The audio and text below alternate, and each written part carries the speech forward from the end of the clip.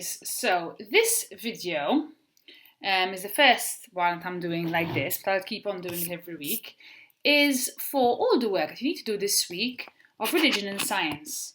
So you can play this video at any time. You can do it whenever this week, and the idea is that you don't do the entire video all after each other. The video is going to be split into 3 sections. You've got 2 sections for science, so one section needs to be done on one day, another section on another day, and then another section for religion, which can be done on any day. It can be done the same day as science or otherwise. So you've got 3 sections, so you will play this video at different times, and this is the work you need to carry out for science and religion this week. And then next week I'll do another one for the following week, etc., etc., okay? So today and this week in science, we are going to discuss materials. So what do we mean when we say materials? Do we mean the material that I make my t-shirt out of? Well, yes, that is one kind of material, cloth. This is made out of cloth, it's cotton. Cloth is one kind of material, but that is not all. Anything that you can see, anything you can touch, the computer you've got in front of you, maybe you've got some papers next to you, anything that you can see and touch is made out of a material. And we're going to talk about some of the different materials. So my t-shirt is made out of cloth. Cloth is one material, okay? And we're going to go through some objects and you're going to tell me what material these things are made out of, okay? So I have this here. What material is this? Very good, paper. So paper is another material. And if I pick up this book, okay, this is a book and it's also made out of paper. So books are made out of paper. Some books are made out of a very, very thick paper, like this book here is not made out of paper I can bend. It's made out of a very thick paper. What do I call this kind of paper? Good, it's cardboard. So cardboard is basically thick sheets of paper, and this is another material, cardboard. Okay? What's this? Good, it's a wooden spoon. So a wooden spoon, as its name implies, is made out of good wood. Wood is another material. This table that my computer is on is also made out of wood. That bed you can see at the back of the room is made out of wood as well. So wood is another material, and we've already discussed. Wood comes from what? Where do I get wood from? Good, wood comes from trees. This pencil is also made out of, what do you think it's made out of? I can sharpen it. Good, it's made out of wood. So here there is wood, but there's quite a few materials on this pencil. This over here, what I write it is called graphite. It's another material. It's found in the earth, graphite. Over here, this shiny thing is metal. And at the top, what do I have there? Rubber, good. So this pencil actually has 4 materials in it. The wood, hearing it, the graphite, metal, and rubber. 4 materials on this pencil. A fork here. What's this made out of? See if I can clink it. Metal, good. Metal, that's another material. And I have another fork here. It's also a fork, but this is not a metal fork. What is it made out of? Good, it's made out of plastic. So this fork is made out of plastic. A stapler. One material there, another one there. So what's this material? Just like the fork. Metal as well. And this. Good, plastic, well done. What about this ruler? What do you think this is made out of? Good, plastic as well. And over here I have a money box. This was actually my money box when I was a child. It's been dropped and fixed a few times. So what do you think this is made out of? You can see the bottom to help you a bit. This is made out of clay. This is a clay money box, and then it's painted over. This is made out of clay. So clay is another material. And I have one more to show you. Yes, it's a glass, and glass is made out of glass. Very good. So these are all different types of materials. We've got glass, wood, metal, paper, all plastic, all sorts of materials. So what I'm going to do now is I'm going to show you 2 videos which are all about materials so that you'll get some more information about it, okay? So let's watch the first one. It's here. No, it's not there. It's here. Hello, in Science this week we'll be looking at different everyday materials. How many different materials can you name? Pause the video while you think about these. We've discussed this already. Okay, let's have a look at the different materials in detail. The first one we're going to look at is wood. Wood comes from trees. It is hard and strong. Wood is used to make doors, pencils, desks and cupboards and many other items that are found in our homes and in the classrooms. The next material we will look at is glass. Glass is made from very fine sand. It is strong and clear. Another word for clear is transparent. It is used for drinking glasses, bottles, windows and spectacles. We can find these in our homes and in the classrooms. The next material is metal. Metals are made from rocks. Metal is strong and shiny. Metals aren't really made from rocks, but they're found in rocks. Metal can be used for cars, jewellery, cutlery and planes. Many of these items we use every day in our lives. Take a look around and see if you can see any in your home. The next material is plastic. There are many types of plastic. Plastic is all around us. Plastic can be rigid, which means it can't bend, or it can be bendy. Plastic is used for bottles, toys, pens and rulers, and many other items around us. How many items can you find in your school classroom? Another material that we use every day is paper. Paper is made from wood. Lots of things are made from paper, such as books, notepads, tissues and kitchen roll. See if you can find some of these when you are next in your classroom. So, let's see what you can remember for your teachers in class this week. Take a look at the pictures below. What materials are they made from? Pause the video while you think about this. Okay, let's have a look at some of the answers. We have plastic, paper, metal, glass and wood. How many did you get correct? Good luck with your lesson this week. I hope you enjoy it.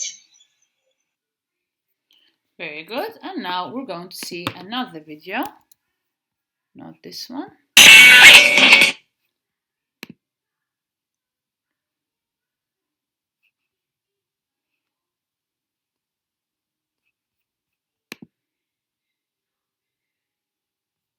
Make sure it's the right one.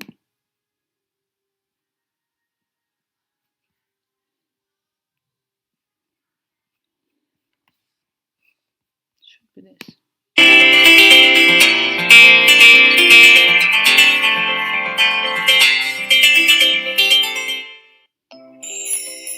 Materials and matter. Everything in this universe is made of something. Let us have a look at it. The sun, moon, river and rocks are all natural things. They are found in nature. They are not made by man. The hut, car, bed and road are made by man. They are man-made things. We make things for our use. Many a times, a natural material like clay is used to make man-made material like bricks. Similarly, glass, plastic, rubber, leather, sand, metal, paper, cement are different materials that we use to make different things. Materials have certain properties which decide for which products they can be used. Often, one object can be made with different materials. For example, a chair could be made of wood, plastic, cane, etc. Matter. Everything around us is matter. The book that we read, the air that we breathe, water that we drink, etc. These all are made up of matter. So, whether a thing is living or non-living, it has weight and occupies space. Thus, we say everything that has weight and occupies space is called matter.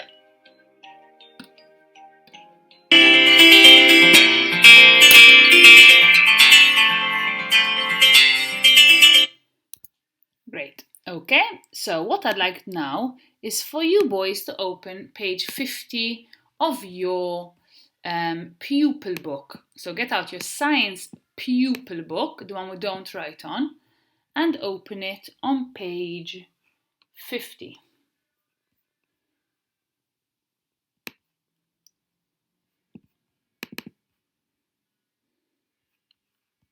So this is page 50. And over here, as you can see, there are some different materials, okay? So we've got this table and chairs. They are made out of what?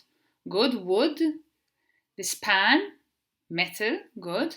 This is a basin, and it's made out of plastic. This material we didn't mention, but yes, if I knock on my wall, you heard that? That's made out of brick. So t-shirts, we spoke about it, cotton. This is clay, just like my money box. And another material, I have it here on this chair actually. This is leather. Our shoes are made out of leather as well. Leather is it's a natural material. It's made out of animal skin. So these are all things that are made out of different materials. What I'd like now is for you to pause the video, maybe discuss a bit with your parents, and try and think of other things that are made out of wood, metal, plastic, brick, cloth, clay and leather. Maybe you can look around the house a little bit and you can identify things made out of these different materials. So pause the video now and do that. Okay, now you've unpaused the video, and what I'd like is for you to open your workbooks this time onto page 40. Page 40. Alright, so here it is. So over here we've got a page where there are different materials. You need to write over these words, trace over them. So I'm going to pause the video and I'd like you to trace over these words. Do it now, please. Good, you've unpaused the video, so you should have got wood, metal, glass and plastic. And I'd like you to draw a line matching the word with each correct picture. So this says wood out of these, which is the wood? Good, the chair. So I join wood to the chair. This is metal. Which one is metal? Good, the cutlery. So join metal to the cutlery. Glass, which is glass. Quite obvious. Join glass to the glass. And this is plastic, which is plastic. Very good. The rubber ducks are made out of plastic. So you've joined all 4 pictures. Now over here it tells us draw something made from clay and draw something made from cotton. So what can be made out of clay? A money box can be made out of clay, like my money box. You could have a Christmas decoration could be made out of clay. You could have a pot for a plant made out of clay. Think something made out. I have this made out of clay as well. This mug that I keep all my pencils and things in. It's made out of clay as well. Okay, so mugs could be made out of clay. Draw anything in this picture here that's made out of clay. And over here, something that's made out of cotton. It could be a t-shirt, it could be a pair of shorts, it could be a towel, it could be a pillowcase, anything that you want. Could be a curtain, something made out of cotton. So that's what you need to do in this box over here. And when you finish this, you've finished the first section of science, where we discussed different materials. Okay, so this is the first section of science finished. Now I'm going to start the second section of science. So this could be done on another day, unless you're really enjoying doing this and you want to do it today as well. It's not a problem. So when we're talking about different materials don't all feel the same. So if I pick up this book, okay, it's got a certain feel to it. And if I pick up this wooden spoon, it doesn't quite feel the same. So different things feel different. For example, this book is very smooth and very slippery. It also breaks easily. Paper, as you know, all I have to do is this, and I can break it, just like that. Okay, so paper breaks easily and it's quite smooth to touch. A piece of wood, depending on how thick it is, it can be quite smooth as well if it's polished. Not as easy to break, but probably if I had to try really hard, I would break it. Especially my pencil, if I don't want to break my pencil because I like it, but if I want to break it, I could do this and I could break it. So pencil might break quite easily as well. On the other hand, a stapler, which is made out of metal, I would not manage to break this. No matter how much I tried to bend it, I would never manage to break it. So this metal is very strong. It's also smooth and nice and slippery, but this is really strong, okay? If I have to pick up my phone, also metal, slippery, smooth, I don't want to break it and I can't break it no matter how hard I try to bend it like this with my hands. I wouldn't manage, okay? What about my t-shirt? My t-shirt is smooth and it bends. It can change shape really easily. My mobile, I can't squash it and bend it, can I? I can't squash and bend my wooden spoon, can I? It doesn't change shape. Whereas my t-shirt, I can squash it up as much as I want and make it change into any shape I want. So a t-shirt changes shape quite easily. Over here I've got this picture that Emma made. It's sand art. If I had to open it up and touch it, even like this, although it's covered in plastic, it's not smooth at all. Sand isn't smooth. If I have to touch it like this, it's quite rough. So sand is it's another material. It's quite rough to touch. So different materials feel very, very different. Some are heavy, like this is quite a heavy stapler. This wooden spoon on the other hand is really light. Some are heavy, some are light. Some are rough, some are smooth, some are soft to touch like my t-shirt, some are hard to touch. Okay, so when we're talking about these things, we are talking about a material's properties. Can you say this word with me? Properties. Properties. So the properties of a material are what make that material behave the way it does. Okay? Paper, part of paper's property is that it can bend very easily, it can break very easily, and this serves us fine. Sometimes you need to fold the paper and put it in your pocket, so it's great that paper can do this. On the other hand, I wouldn't really like it if I got my phone and I just bent it and tore it and it broke really easily. That would make it a really bad phone. So it's a good thing that metal is hard. That's why one of the reasons why phones are made out of metal and not paper. Okay? So different materials behave in different ways and have different properties. This is the word we're going to be talking about today. It's our catchphrase, okay? And we're going to talk about different materials and what their properties are like. So let's watch these two videos, and this is exactly what we're going on about. What's going on about over here? Okay, so listen up.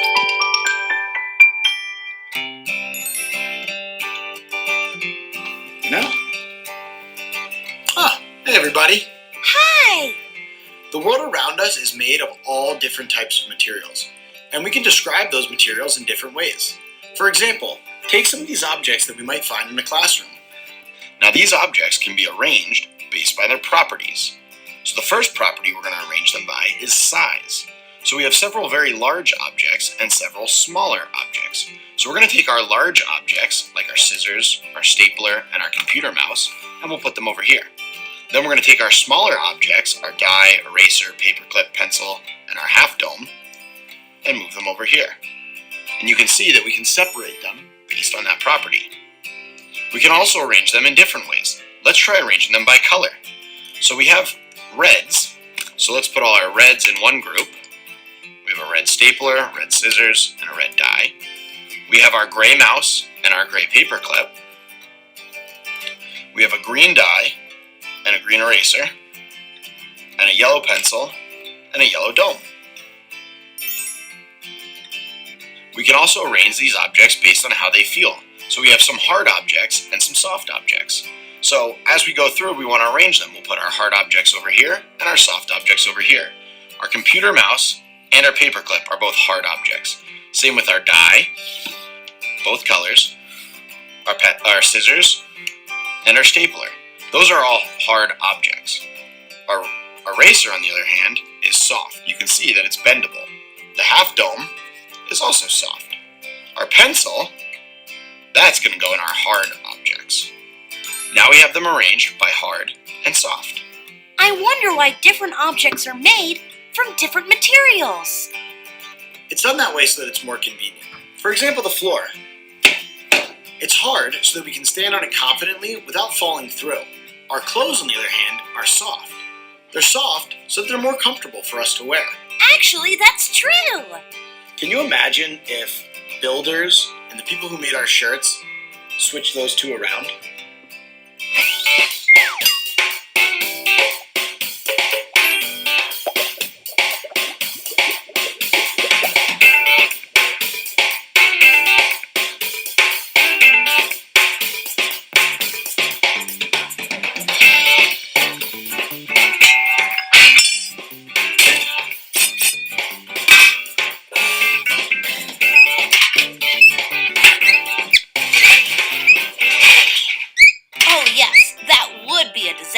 I know, it'd be crazy. If we look around us, we'll notice that all things are made from different materials, and those materials have different properties. Like what? Let's take a look. For example, this stone. What is stone like, and what could be made from it? Stone is hard and solid. Some solid stuff can be made out of it. Houses, gazebos. A park lane can be paved with it. That's right. Stone is heavy and dense, so we make strong things from it. Can you imagine what would happen if we made a boat from stone?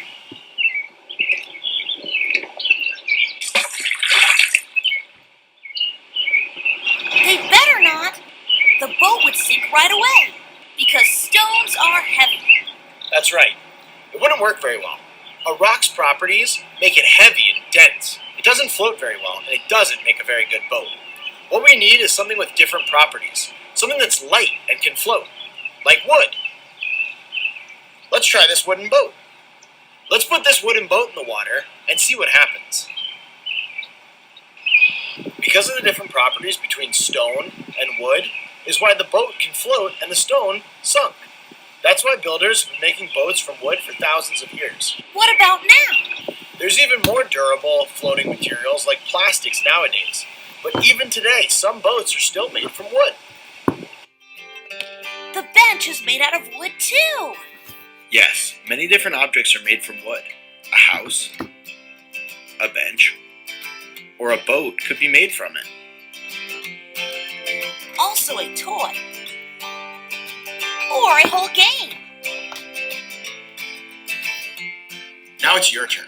Take a look around school and your home and look at all the different objects. Try and organize them into groups based on their properties. You could organize them by color, size, shape. Looking at these properties will bring us one step closer to understanding the world around us. Feel free to leave comments down below and let us know what kind of objects you found around your house and the different properties that you organize them into. We'd love to hear from you. That's it for today. We'll see you later. Bye-bye. Very good, and I have one more video to show you over here. Brainy songs. Tune into learning.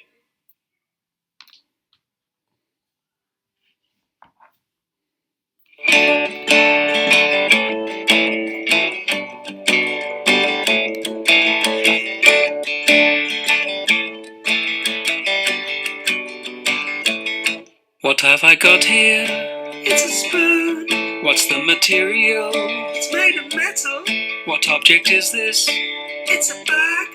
What's it made of? It's plastic. Objects are things, a clock, a TV. Matter makes them up, all things, you and me. Some materials are hard, some are soft, some are smooth, and some are rough. Objects are things, like a clock, a TV. Matter makes them up, all things, you and me. Some materials are shiny, and some are dull. Some float, some sink like a stone. Materials matter. Materials matter. Materials are made of matter. Materials are made of matter. What have I got here? A bowl. The materials. What? And what's it made of? It's wool. What object is this? It's a jumper. Objects are things, a clock, a TV. Matter makes them up, all things, you and me. Some materials are hard, and some are soft, and some are smooth, some are rough. Objects are things, like a clock, a TV. Matter makes them up, all things, you and me. Some materials are shiny, some are dull. Some float, some sink like a stone. Materials matter. Materials matter. Materials are made of matter. Materials are made of matter. What object is this? It's a cup. The materials? Ceramic. And what are you? I'm human. And what you made of? Stuff. Objects are things, a clock, a TV. Matter makes them up, all things, you and me. Some materials are hard, some are soft, some are smooth, and some are rough. Objects are things like a clock, a TV. Matter makes them up, all things, you and me. Some materials are shiny, some are dull. Some float, some sink like a stone. Materials matter. Materials matter. Materials are made of matter. Materials are made of matter. Hi, I hope you enjoyed that song. It would be lovely if you left some comments, or if you have... Alright, that's quite a sweet song. Okay, so this is it with our videos. And now what we're going to do is we're going to open our... Actually, no, before that. So, basically, if we were in class, what we'd do now is we'd play a game. And just because we're not in class doesn't mean you can't play this game, okay? So what this game is that what I do with my boys is I get a bag and I fill it with different stuff. Stuff made out of different materials. A glass, a book, a pencil, a wooden spoon, a stapler, a piece of paper, paper clip, a gem marker, a pencil case, all sorts of stuff. It's filled with different stuff. And then, one by one, I ask the boys to come up and I put a blindfold on them. So you can do this yourselves with your parents. You can ask your parents to get a bag not tell you what they're going to put in it. It's a surprise, it's a secret. You must go in another room when they're doing this. And they would fill to different things. You could put a soft toy in there as well, a t-shirt, all sorts of stuff with different materials. And they're going to fill this bag with things, maybe about 5 or 10 things, between 5 and 10, something like that. And then when they're ready filling this bag with stuff for you, they're going to call you over and they're going to put a blindfold on you, something to cover your eyes so that you can't see. And what you will do, what I would have done with you if you were in class, you would all have taken it in turns to come up with a blindfold on you, and you'd have put your hand in the bag and pulled something out. You would have had one turn each, you'd have pulled one thing out each. So the good thing of doing it at home is that if there's 5 things in the bag, you're going to pull 5 things out. Or if there's 10 things, you're going to pull 10 things out. So you're actually going to do even more of this. So you put your hand in the bag, you can't see it because you're blindfolded. You pull it out, and you might realize what it is straight away. Maybe it's a soft toy, and you're going to realize straight away it's a soft toy, probably. Or you might not. In any case, you don't say what it is straight away. What you need to do is think about what material it's made of. So, for example, if I put my hand in the bag and I pulled out this, I know it's a book, I realize it. I don't say it's a book. That's the least important thing. I say that at the very end. I pull it out and I start feeling it. I'm blindfolded, my eyes are closed. I'm feeling it and I say, this is made out of paper. Made out of paper. Just by feeling it, I know that. So I say what material it's made out of. If instead I pulled my hand in and I pulled out this, feel it and say, this is made out of plastic. So try and guess what the thing you pulled out is made out of. Once you've done that, I want you to discuss its properties. Still blindfolded, you can't take the blindfold off. And start saying, okay, it bends, I can bend it, it's very smooth, it feels like it tears very easily. Those would be the properties. So first I say the material, paper, then the properties, and then finally I can say it is a book. At the end I can say what it is. If I had to pull this out blindfolded, I would say it's smooth, it's plastic, I would realize that, or I'll hopefully realize. Say it's smooth, it's hard, it can't break, it's quite strong. And at the end, maybe I would realize what it is and I'd say, it's a marker.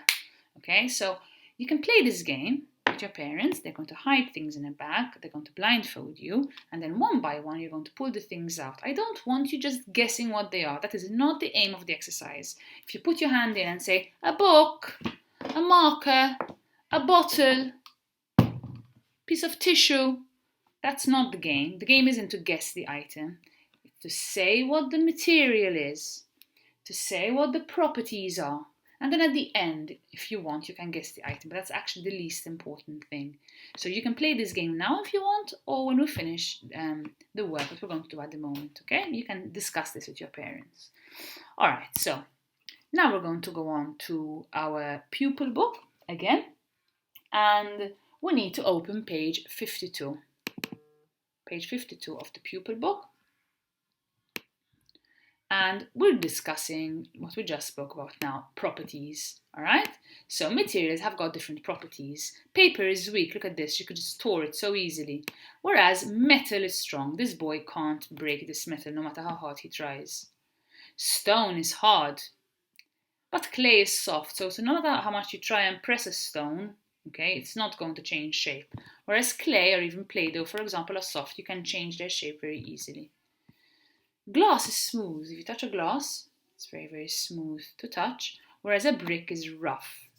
So these are all different materials: weak, strong, hard, soft, smooth and rough. Good. So we can go on to page 53. And there is over here grass as another object. Grass is very light. This boy can pick it up with one hand without any problems, whereas stone is heavy, especially a big stone is quite heavy to pick up. So those are more properties, okay?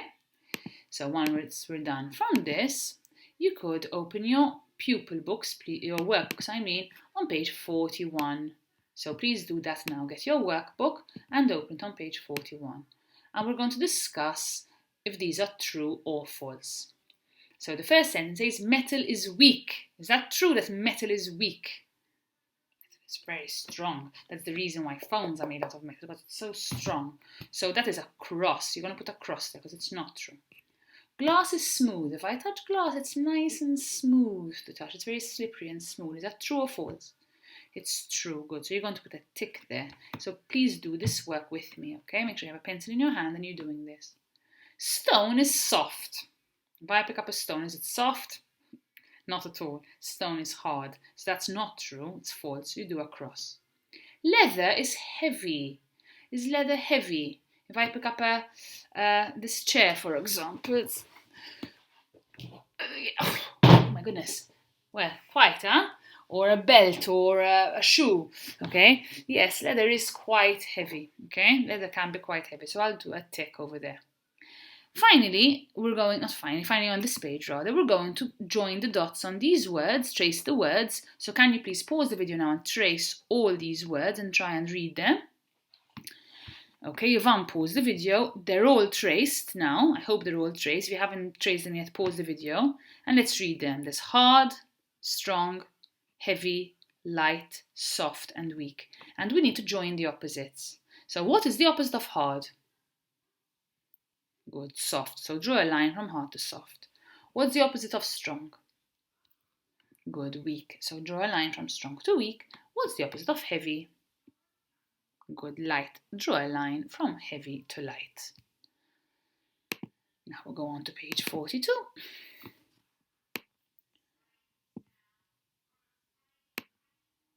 And over here it says, make a materials collection in a matchbox. How many materials can you fit inside? You can do this at home if you'd like to, okay? So what properties do these materials have? Tick the boxes. We're going to work this out now, okay? Now this, you need to really pay attention because if you don't, it can become a bit confusing, all right? So over here we've got this table and we're going to discuss the different properties. So paper is not heavy, so I don't tick it. Paper is light, so I tick it. Paper is weak, it can break very easily, I tick it. Paper is not strong, so I don't tick it. Paper is not rough, so I don't tick it. And paper is smooth, so I tick it. That is why the book has ticked those. Okay? So, let's do this. Stone. Is stone heavy? Stone. Yes, it is. So you're going to tick here. Tick it. Do it with me, please, boys, okay? Is stone light? No, just leave it empty. Is stone weak? No, I mean, we build houses out of stone. That's how strong stone is. So don't tick that. Is stone strong? Of course it is. Tick strong over there. Is stone rough? Yes, if you go outside in the countryside and you rub a stone, it's rough, it feels rough. So you're going to tick rough. Is stone smooth? No, it's not smooth. So don't tick smooth. So you should have ticked heavy, strong and rough. Make sure you're doing this work with me. And maybe your ticks look a bit nicer than mine. Glass. Is glass heavy? If you pick up a glass to drink and it's empty, does it feel heavy in your hands? Not really. Yeah, it's not so heavy. Is it light? Yes, glass is pretty light. Not as light as maybe paper, but pretty light. Is glass weak? Does glass break quite easily? If I drop a glass on the floor, will it smash? Yes, glass is quite weak, in fact. It is. Is glass strong? No, we just said it's weak, so don't tick that. Is glass rough? Not at all. Glass is very what? Smooth. Glass is nice and smooth. So tick smooth. So for glass, you should have ticked light, weak, and smooth. Steel. Steel is metal, basically. Metal composites, different metals put together. So is steel heavy? Is it metal heavy? Let's think of, I don't know, let's think of a pan, for example. Okay, a saucepan or a pot. Yeah, it is quite heavy, isn't it? So I'm going to tick heavy. Is it light? No. Is steel weak? Not at all. Steel is very strong. So I tick strong. Is steel rough? If I've touched steel, like the back of my phone is probably made out of steel or something similar. No, it's not rough because steel is very smooth. So I tick smooth. Okay? Let's go on to wood. Is wood heavy? No. Wood is very light. In fact, that's why ships are often made out of wood. Ships float. Wood floats. So wood is light. Is wood weak or strong? Now this depends a little bit, because if I have to get like a pencil made out of wood, it can break quite easily. But if I have to get a big piece of wood like a table, it's strong. So most of the time unless it's really, really thin. Wood is strong, so we're going to pick strong, okay? But this depends. Is wood rough? Is it rough to touch a table or a pencil or a wooden ruler?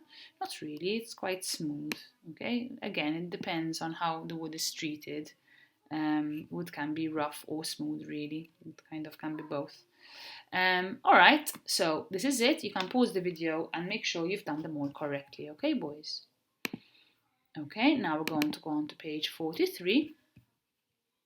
And we've got this work over here. So, finish the names of different materials in the boxes. Add more materials if you can. These are strong materials, okay? So we've got metal over here. So you need to write metal. The best way to go about it is probably like this. Yeah. So you're going to write et for metal. And what do you think this word is? Yes, this is stone. So you're going to write t there, and then an. That's too much space. Maybe like that. It's a bit difficult for me to do it. Yeah, like this. Okay. So you've got a t and then there. Metal and stone. What are these weak materials, you think? What are they?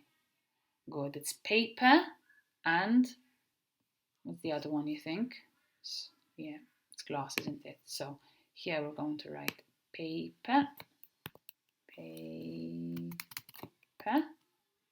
something like that.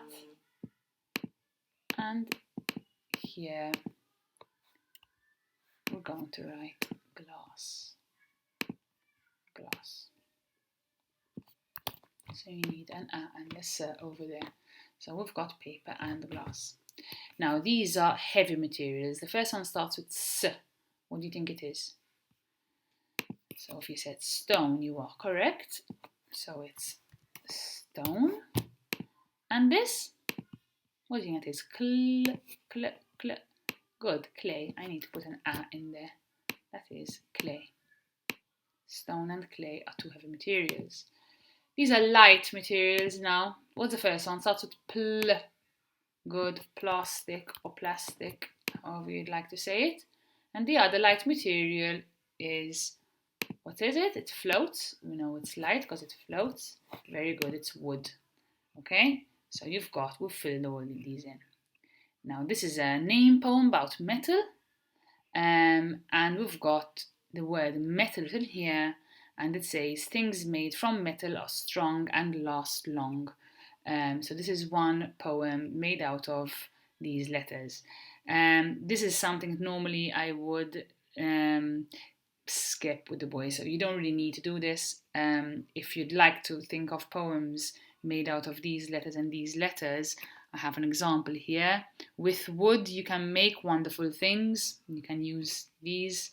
Strong stone cannot be broken easily. Strong stone cannot be broken easily, and you can use these letters. But boys, you don't need to do this. You can skip this exercise. You have my permission. And that was our topic, materials. So we're done from our science lesson. Now we're going to go on to religion. So this is another topic. This can be done on another day. This is the third part of the video. And I really like this topic because it's about a saint. It's very special to us. It's a very special saint from Malta. And his name is Saint Paul. So we're going to talk a bit about Saint Paul. And we're also going to talk about baptism. Now, baptism is a sacrament that probably all of you have done. Okay, it's the one sacrament you've already done. Next year you'll do another sacrament. You do your Holy Communion. But when you were babies, you did your baptism. Baptism is that sacrament where the priest had poured boiling water. Obviously not boiling. I don't know why I said boiling. Where the priest had definitely not boiling. Nice lukewarm water over your heads when you were just babies. That is baptism. And what I'd like you to do now with your parents is ask them to please find a photo of your baptism. So a photo of when you were baptized. And I found a did this. I looked up a photo of Emma's baptism. So this is Emma's baptism. We're in the church over here. That's the priest. And that's me, and I'm holding Emma. It's her daddy, and this is my brother. It's her godfather, and that's her godmother. And the priest had just poured water over her head from this bowl over here. Can you see it? And he is anointing her, maybe, or wiping it off. I'm not really sure. Maybe he's anointing her. And this is a picture of Emma's baptism. And you see, she was just a tiny wee little baby. She was only a month old over here. So this is my special photo of a baptism. I have one as well of when I was a baby, but that's at my parents' house, so I can't show that one to you. So I showed you Emma's instead. So maybe you can pause the video and you can go and find your baptism photo. Okay, so you've unpaused the video. If you want to send them to me, boys, you can. I'll get to see your baptism photos. Okay, so baptism is a sacrament where the priest pours water over a baby's head. And you might say, but why? What's the point of it all? Why does the priest pour water over a baby's head? And the reason is it's kind of a symbolic gesture that when the priest does that, the baby is welcomed into God's family. So we are all a family, we are all Catholics, and we're Christians, and we believe in Jesus, and we believe in God. So we are all kind of form part of the same community. And when this is done, when parents choose to take their children to be baptized, it's because they want them to be part of this family of God. And that is what baptism is all about. Now, today's lesson is not only going to focus on baptism, we're going to focus on, I just mentioned at the beginning, Saint Paul. And we're going to see the link between Saint Paul and being baptized, because Paul's name actually wasn't always Paul. Paul used to be called Saul. And Saul wasn't a very good man. He really wasn't. He wasn't a good man indeed. And then throughout his life, and I'm going to show you some videos that you learn a little bit about Paul. Something happened to him. You're going to see now in the videos. I won't spoil it for you. But he changed. He became good. And when he became good, he was baptized. He was welcomed into God's family. In fact, he's sometimes called one of Jesus' apostles, because he became a follower of Jesus not through actually meeting Jesus in person, but through him having seen kind of like an apparition of Jesus. Now you'll see, because Jesus appeared to him. And when this happened, he became good. He started following Jesus' words, and then went on to teach everybody about Jesus. And yes, he was baptized. So now I'm going to show you some videos about Paul's life, so you learn a bit about him.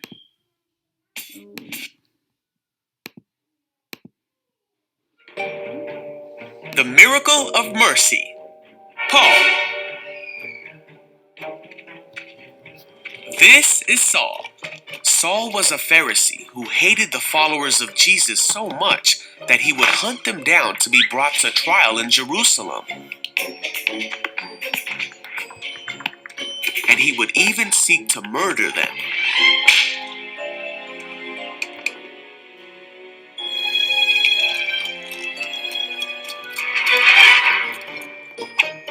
Saul was uttering threats with every breath, and he was eager to kill the Lord's followers. So he went to the high priest. He asked him to write a letter to the Jews in Damascus that would allow him to arrest any Christians he found there. He wanted to bring them, both men and women, back to Jerusalem in chains.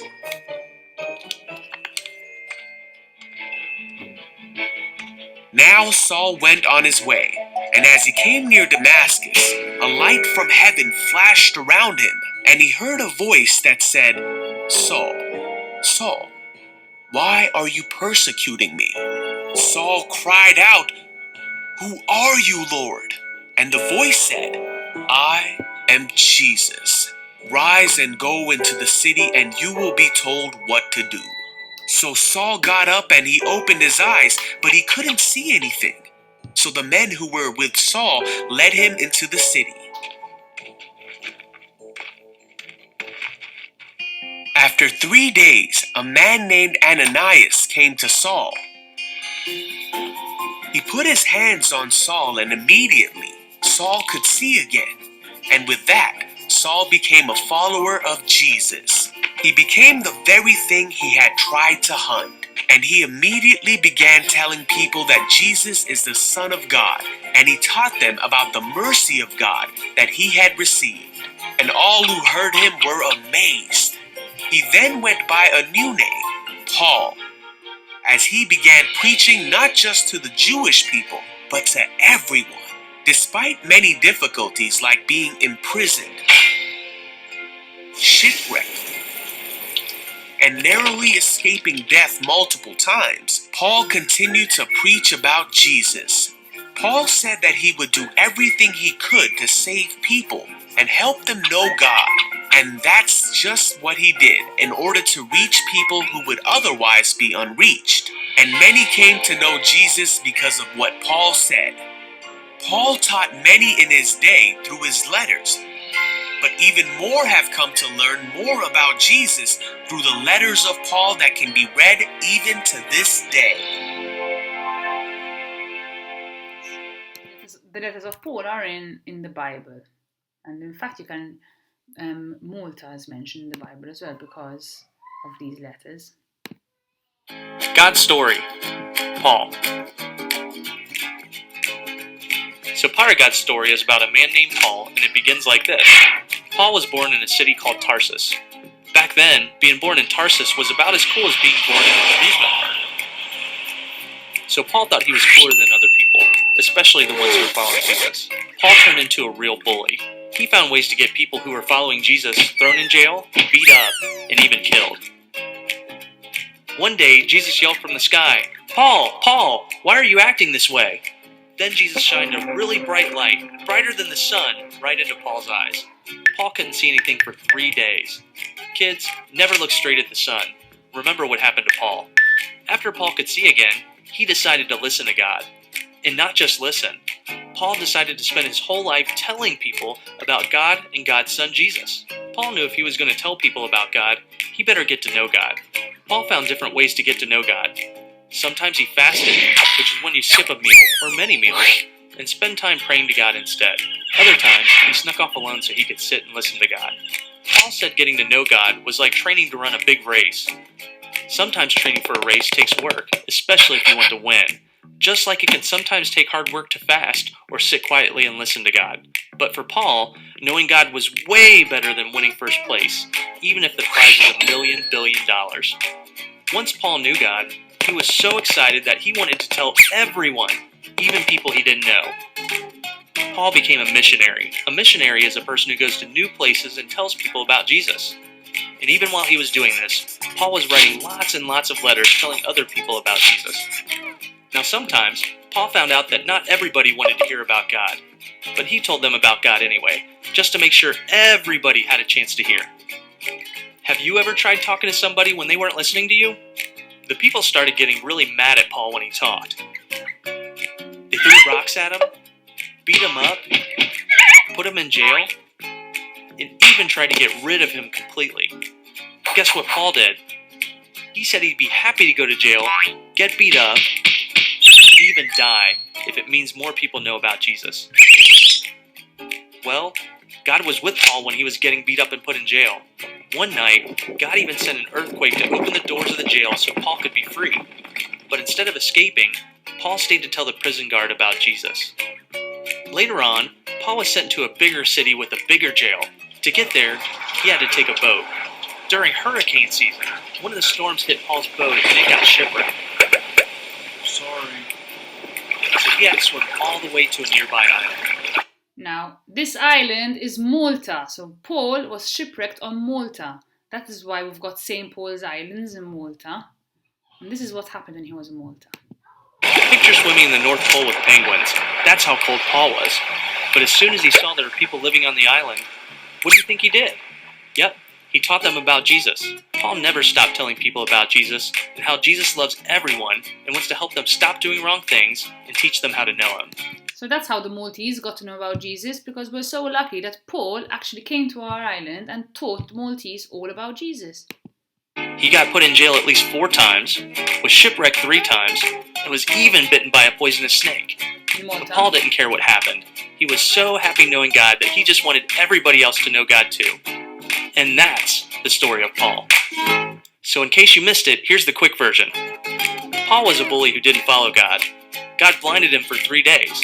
Then Paul believed in God, and he spent time getting to know God. He decided to tell everyone about Jesus. He was willing to have rocks thrown at him, go to jail, get beat up, get shipwrecked, or even die, as long as he could tell people about God. And that's a part of God's story. So I think Paul's story is extremely cool. I really like his story. This is somebody who was literally beating people up and putting them in jail and killing them if they believed in Jesus, because that's how much he didn't like those people. And then, because of this apparition, when Jesus actually shone this light on him and blinded him and spoke to him, he actually went the other way around completely and was the one teaching people about Jesus. And then he was the one being beaten up and having stones thrown at him and being sent to jail, because he was so adamant he wanted to teach people about Jesus. And when he converted, when he went from Saul to Paul, that is when he was baptized. And remember, why are we baptized? To be part of God's family. Good. So that is why we baptize. That's why Paul wanted to be baptized, because he wanted to be part of God's family, and that's why we were baptized as well. So let's watch the last video, which is the story of baptism. God's story, baptism. So part of God's story is about baptism, and it goes like this. Baptism is a picture of God's rescue plan, and a way to remember what Jesus did for us. From the very beginning, people have made wrong choices and are separated from God. But God still loves people, even when we make bad choices. And so he sent his only son, Jesus, to take the punishment for every wrong thing that has ever been done, anywhere, so that no one would have to stay separated from God. Jesus lived a perfect life, died, was buried, and rose again. He showed that God wants to give everyone new life in him. Once we've heard about Jesus and want to receive his rescue, the next steps to get baptized are to repent and believe. When we repent, we realize we've messed up and we need God to forgive us. Then we start obeying Jesus by doing things God wants us to do, being generous, serving others, and showing love to others. That's what happened to a guy named Paul. Paul was famous for being mean to people who followed Jesus.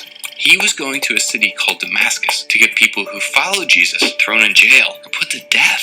Suddenly, a blinding light knocked Paul to the ground, and a voice spoke from heaven. Paul, Paul, why are you persecuting me? After that, Paul repented. He stopped persecuting people and started following Jesus. And after he repented, the first thing Paul did was he got baptized. He's known as the Apostle Paul because everywhere he went, he told people about Jesus. After repenting, the next step is to believe in Jesus. Some people get baptized right away, as soon as they start believing in Jesus. Like in the story of Philip and the man from Ethiopia. Philip was a follower of Jesus, and one day he met a man from Ethiopia who was traveling in a chariot. When Philip told him Jesus was the rescuer, the man stopped his chariot and hopped out. He said to Philip, "Look, there's some water. What can stand in the way of me getting baptized?" So Philip went into the water with him and baptized him right there, by the side of the road, in front of everyone. He probably didn't even have a change of clothes. When someone has heard about the rescue, repented of their wrong choices, and believed in Jesus, they're ready for baptism. To be baptized, the person gets dunked in water. They go under the water because they're laying down their old life, and because Jesus laid his life down for us. But just like Jesus rose again, they come back out of the water, ready for the new life God promises. It's a way to show the world, I follow Jesus. Now, baptism doesn't mean everything will suddenly be perfect. Only Jesus was perfect. Bad things still might happen, and even people who've been baptized will make wrong choices sometimes. But when that happens, they don't have to get baptized again. Instead, they can remember how Jesus rescued them. No matter what, we can always ask God to forgive us, and he always will, because he loves us. And that's a part of what the Bible says about baptism. So in case you missed it, here's the quick version. Baptism helps us remember God's rescue. Going under the water reminds us Jesus died for us. Coming out of the water reminds us Jesus rose again.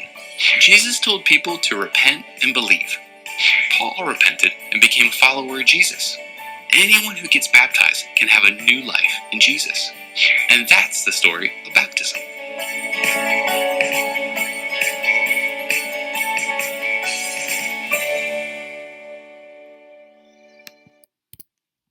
Well, boys, so I hope you enjoyed these stories. And we are just going to work out page 19 of our workbook now, right? So over here it says Paul is baptized. And we've got a picture of somebody being baptized in church. So this boy isn't a baby. Maybe you were probably babies when you got baptized. In Malta, we tend to do it at a baby, but you don't have to be a baby to be baptized. You can be baptized at any point in your life. You can be an old man and decide you want to be baptized. So this boy is being baptized by a priest, and there's his family all around him. So what do you think the priest is doing? What is the priest doing, boys? Tell me. Good, he's baptizing him. How is he baptizing him? What's he pouring on his head? Yes, he's pouring water on the boy's head because he's baptizing him. So that's what we're going to write, okay? We're going to write that we think that the priest is pouring water over the boy's head because he is baptizing him. So you can get out your pencils and work this out. The priest is pouring. We'll move this up now. I'll move it after. Water over the boy's head. So I'll move it now. So I think so it doesn't fit for me. What does that mean? I need to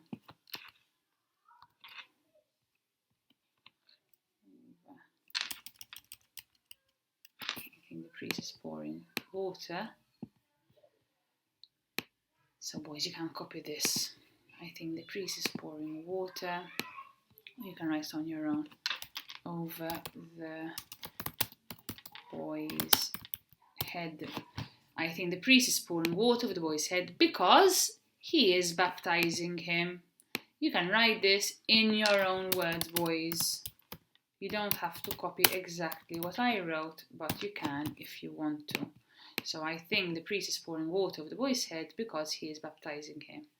What do we become when we are baptized? So we said, so we can pause the video and copy this. So when we are, now unpause, when we are baptized, we said we become part of whose family, boys? Whose family become part of? Very good. So when we are baptized, we become part of God's family. We become part of God's family. That is the importance of being baptized. We become part of God's family. And then when you're done from all of this, you can colour the picture up here. And that is it with our science and religion lessons, boys. I hope you enjoyed the lessons and you could get the work done maybe a bit more easily like this since you had the video this time. Please let me know if you found it useful, because I do think we'll start doing this every week if you found it useful. Okay, bye boys.